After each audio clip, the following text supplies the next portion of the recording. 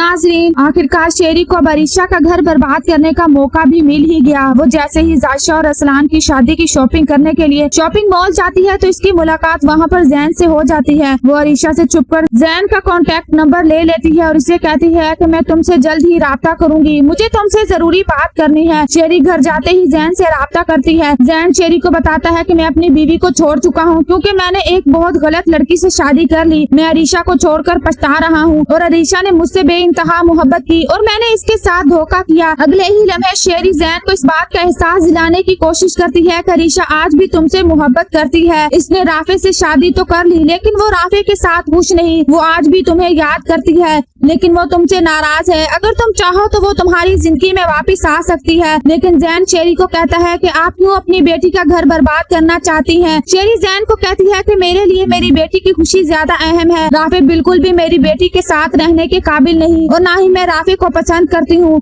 Rafe से अरीशा की शादी हमारी मजबूरी थी क्योंकि तुम इनकार कर चुके थे और हामिद ने गुस्से में आकर मेरी बेटी को कुर्बान कर दिया। तुमने मेरी बेटी को धोखा दिया। तुम्हारे पास अभी भी माफी का मौका है। मैं तुम्हें अरीशा का कॉन्टैक्ट नंबर देती हूँ। तुम अरीशा से राब्ता करने की कोशिश करो और इसे समझाओ और इसे बताओ कि तुम इसे छोड़कर पछता रहे हो ताकि वो तुम्हारी जिंदगी में वापस आ जाए और वो राफे को छोड़ दे। शेरी जैन को ये भी समझाने की कोशिश करती है कि हो सके तो तुम इसे ब्लैकमेल करना क्योंकि वो राफे के साथ जिंदगी गुजारने पर मजबूर है। वो खुद को सजा देना चाहती है सिर्फ और सिर्फ इसलिए कि इसने तुमसे मोहब्बत क्यों की। जैन जो कि शेरी की बातों में आ जाता है और वो इसके प्लान में शामिल हो जाता है क्योंकि इसे लग रहा होता है कि वो अरीशा को हासिल कर लेगा क्योंकि इसने दौलत की खातिर जिस लड़की से शादी की इसने जैन से सब कुछ छीन लिया और अब जैन खाली हाथ है। इसके पास अरीशा के अलावा कोई दूसरा ऑप्शन भी मौजूद नहीं होता। वो शेरी के बताए हुए प्लान के मुताबिक अरीशा से राब्ता करता है। अरीशा जो कि अननोन नंबर समझते हुए जैन की कॉल उठा लेती है। अरीशा जैन की आवाज सुनते ही इसे कहती है कि तुमने मुझे कॉल क्यों की